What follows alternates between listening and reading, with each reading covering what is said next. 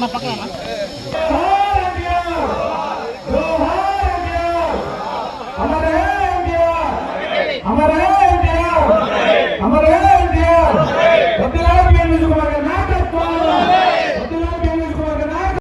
భోజన శ్రీనివాసరావు గారిని వేదిక మీదకి ఆహ్వానిస్తా ఉన్నాం. అదేవిధంగా సీనియర్ నాయకులు అత్తాలి యేసబాబు గారిని వేదిక మీదకి ఆహ్వానిస్తా ఉన్నాం. అదేవిధంగా లక్ష్మీనరసింహ గారిని వేదిక మీదకి ఆహ్వానిస్తా ఉన్నాం. అదేవిధంగా పోనాటి వెంకటరావు గారిని వేదిక మీదకి ఆహ్వానిస్తా ఉన్నాం. అదేవిధంగా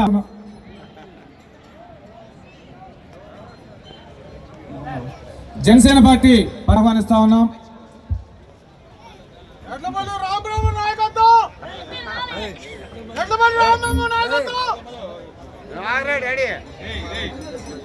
సీనియర్ నాయకులందరూ కూడా కార్యక్రమం స్టార్ట్ చేయవలసిందిగా కోరుతా ఉన్నాం.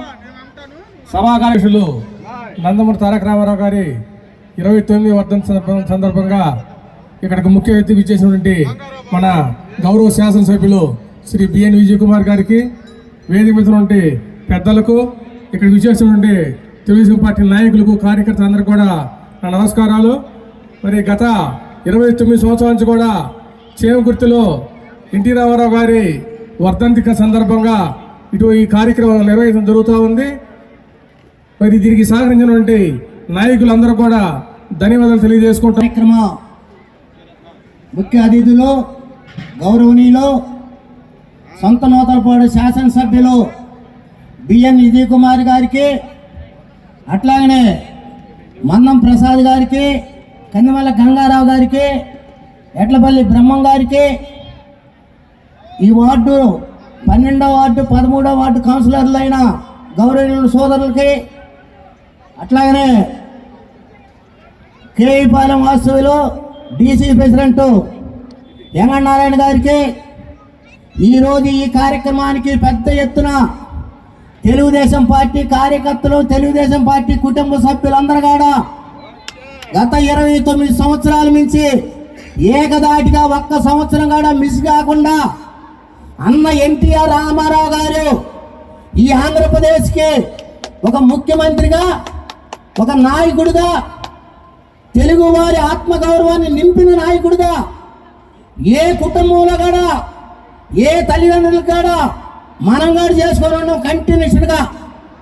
ఈ కార్యకర్తలు, తెలుగుదేశం పార్టీ అభిమానులు, కుటుంబ సభ్యులు మొత్తం కూడా అన్న ఎన్టీ రామారావు గారు వర్ధంతంటే వాళ్ళ ఇంట్లో కార్యక్రమంలాగా, నా కార్యక్రమంలాగా, నా ఇంట్లో కార్యక్రమంలాగా అందరు కూడా భావించే ప్రతి సంవత్సరం కూడా సూచన తప్పకుండా ఈ కార్యక్రమాన్ని జరుపుకోవటం మనందరికి కూడా చేంగుర్తి మండలంలో ఉన్న చేంగుర్తి ప్రజానీకానికి అందరికి కూడా గౌరవం అని చెప్పి కూడా మేము తెలియజేసుకుంటూ ఉన్నాం.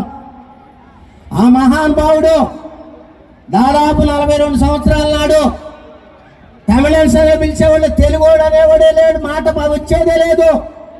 ఆ రోజున్న పరిస్థితుల్లో కాంగ్రెస్ పార్టీ ముక్క చెక్కలు చేసి ఈ రాష్ట్రాన్ని బలికి రాకుండా చేసిన పరిస్థితుల్లో అన్న ఎన్టీ రామారావు గారు ఆ రోజు పార్టీ పెట్టడం జరిగింది. 3 నెలల్లోనే పార్టీ పెట్టి ఆయన దేశంలోనే నెంబర్ 1 స్థానంలో 3 నెలల్లో పార్టీ పెట్టి ఈ రాష్ట్రంలో ఉన్న కాంగ్రెస్ పార్టీని పారదోలటం జరిగింది. మనం గెలిపించినందుకు నా ప్రజలు కూడు గుట్ట నీడ లేదని ఆయన మొట్టమొదటి సంతకం పెట్టి ఈ మూటి కోసం ఆ రోజుల్లో ఒరన్నం అనేది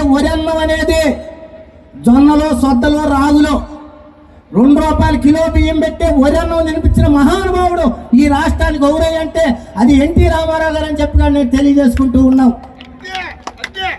4 తాటాకులు 4 బొంగులు ఇచ్చే దాదాపు 5-6 సంవత్సరాలు కాలయాపన చేసి ఓట్లు వేయించుకొని 4 తాటాకులు 4 బొంగులతోటి కాలం వెళ్ళబుస్తూ ఉంటే కాంగ్రెస్ పార్టీ అన్న పక్కా గుహాలు కట్టించి నా పేదోడు కూడా బిల్డింగ్ లో ఉండాలని చెప్పి కూడా మొదటి సంతకం పెట్టిన ఎత్తెవరే అంటే ఎన్టీ రామారావు గారు అని చెప్పి కూడా తెలియజేసుకుంటూ ఉన్నాం.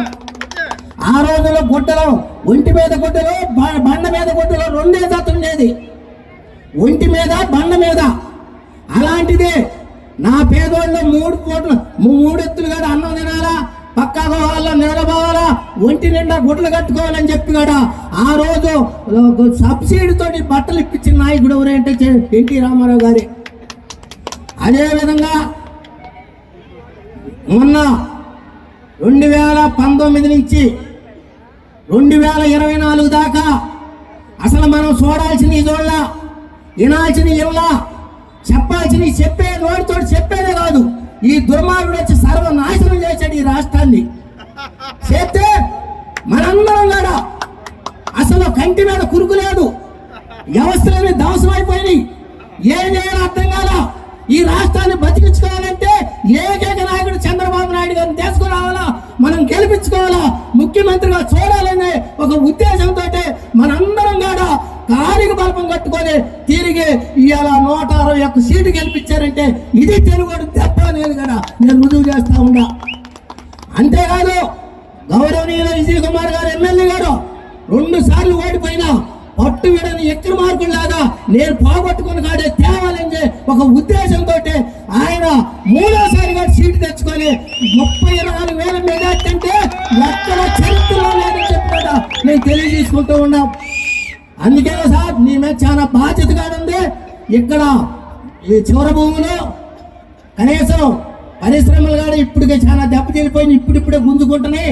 వీటన్నిటి మీద దృష్టి పెట్టి రామరత్నం రిజర్వాయర్ కానీ, లేకుంటే రైతులకు ఉన్న ఇబ్బందులు కానీ, లేకుంటే ఇళ్ళు కానీ, ఇలాంటి పింఛన్లు కానీ మన ఎన్ని కూడా ఒక ఉమ్మడిగా తీసి పడేశారు. ఆ పింఛన్లు కూడా మళ్ళీ సరైన వాళ్ళకి మనకి ఆలోచన ఉన్న వాళ్ళకి ఇవ్వాల్సిన వాళ్ళకి కూడా ఇప్పియాల్సిన బాధ్యత మన మీద ఉంది. కాబట్టి నువ్వు ప్రత్యేకంగా కానీ ఈ మండలంలో నువ్వు ఎక్కువ శ్రద్ధ తీసుకొని ఈ మండలాన్ని నువ్వు ప్రత్యేకంగా నీ దత్త మండలం లాగా దీన్ని సేకరించి ఈ సమస్యలు మొత్తాన్ని కూడా నీ ద్వారా ప్రజలకు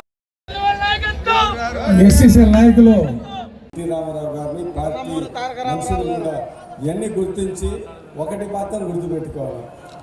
సంవత్సరానికి ఒక రోజు వస్తుంది వర్ధంతి. ఖచ్చితంగా ప్రతి ఒక్కరు వచ్చి చేయాలి. ఇంట్లో కూర్చొని ఎన్టీఆర్ మంచివాడు అంటే కాదు, మనకి ఇంత మంచి చేసినాడు ఆయనకున్న ఒక్క సంవత్సరంలో ఒక రోజు 1 గంట ఉండకపోతే అది మంచిది కాదు. అది తెలుగుదేశం ఎన్టీఆర్ అది రాకపోతే ఆ ఒక్కరోజు అది పాపంతో సమానమని నేను భావిస్తా ఉన్నాను. అందుకని ఆ ఒక్కరోజు ఎందుకంటే మనం మంచి చేసినా మనం గుర్తించాలనేది ఉండాలి. అందరికీ పనులు తాగేవాడు కూడా పని, తాగడం కూడా పని.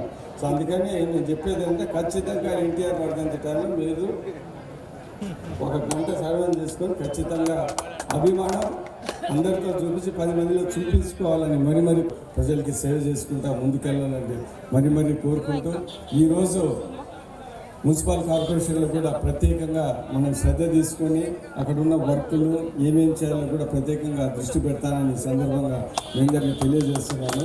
మొన్న కూడా మున్సిపల్ మంత్రి గారు ఫోన్ చేసి రోడ్ల విషయానికి 1 కోటి రూపాయలు, దాని తర్వాత పార్క్కి ఒక 20-25 లక్షలు ఇస్తారని చెప్పారు. అది కూడా అతి తొందరలో వస్తాయి. సో ఇవన్నీ మనం అభివృద్ధి చేసుకొని, ఎందుకంటే ఇక్కడ మున్సిపాలిటీ కాబట్టి ఫండ్స్ కొద్దిగా తగ్గుతూ ఉన్నాయి. కాబట్టి అవి డిఎంఎఫ్ అలాంటి ఫండ్స్లలో ఆ ఫండ్స్ కూడా తీసుకొని వచ్చి ఇక్కడ అభివృద్ధి చేయడానికి ముందుకెళ్తామని సందర్భంగా తెలియజేస్తూ ప్రతి ఒక్కరికి మరి ముఖ్యంగా బీసీలు తెలుగుదేశం పార్టీకి అండగా ఉన్నారు. వాళ్ళ మీద ప్రత్యేకంగా దృష్టి పెట్టి వాళ్ళకి మన ప్రభుత్వం నుంచి వచ్చే ప్రతి కార్యక్రమాలకు వెళ్ళే విధంగా నేను ప్రత్యేకంగా చర్యలు తీసుకుంటానని సందర్భంగా తెలియజేస్తూ ఈరోజు ఇంకోటి కూడా మీ అందరికీ నేను చెప్పదలుచుకున్న ఒక విషయం ఏంటిదంటే, చీమకుర్తి మండలం కానీ మున్సిపాలిటీ కానీ అనేక విషయాలలో మనం ఏదైనా చెప్పొచ్చు, కానీ ఒక విషయంలో మనం ఖచ్చితంగా గుర్తు చేసుకోవాల్సింది ఏంటిదంటే ఎన్టీ రామారావు వర్ధంతి మాత్రం బ్రహ్మాండంగా చేస్తాం. 4 మండలాల్లో ఇది ప్రత్యేకంగా బాగా చేస్తున్నాం. అది మనం ఈ 15 సంవత్సరాల నుంచి గమనిస్తున్న విషయం.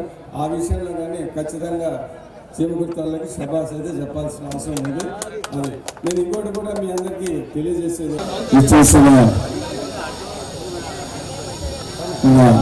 తెలుగుదేశం పార్టీ నగర అధ్యక్షుడు సుబ్బారావు గారు, మండం ప్రసాద్ గారు, కాట్రగడ్డ రామయ్య గారు, హనుమంతరావు గారు, అదేవిధంగా రామరావు గారు, రమేష్ గారు, ఆ తర్వాత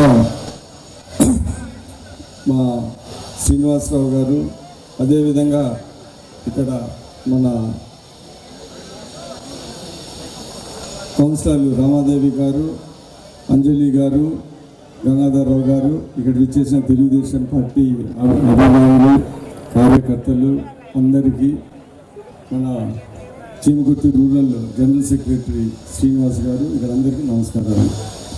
ఈరోజు 29 సంవత్సరాలు చేసిన వాళ్ళు మనం గుర్తు చేసుకొని వాళ్ళని ఆదర్శంగా తీసుకొని రాబోయే కాలంలో వాళ్ళు ఎలా చెప్పారో అలా నడవటం మనకు మన పార్టీకి చాలా మంచిది.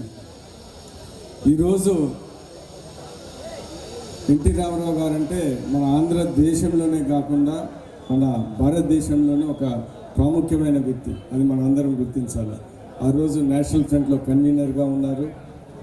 ఆయన సినిమాల్లో ఎంతో మంచి పేరు తెచ్చుకొని ప్రజలకి ఏదో ఒకటి సేవ చేయాలనే ఉద్దేశంతో పార్టీ పెట్టి 9 నెలల్లోనే ముఖ్యమంత్రి కావటం అది ఒకలాంటి గిన్నీస్ బుక్ రికార్డు. మనం గుర్తు తెచ్చుకుంటే ఆయన వచ్చిన తర్వాత ఈరోజు ఆయన్ని మనం ఇంత గుర్తు తెచ్చుకుంటే ఆయన ఒక మంచి పనులు చేశాడు. ఆ రోజు పట్వారీ వ్యవస్థని రద్దు చేశాడు. రైతులకి 50 రూపాయలకే కరెంట్ ఇచ్చాడు రైతులకి ఆ రోజుల్లో. అదే కాకుండా తెలుగు గంగ ప్రాజెక్టు, అది ఎంతో పెద్ద ప్రాజెక్టు, ఎవరు ఇది సాధ్యం కాదు అనుకున్న ప్రాజెక్ట్ని నిర్మించారు. అదే కాకుండా బడుగు బలహీన వర్గాలకి ఎంతో మంచి చేసిన వ్యక్తి.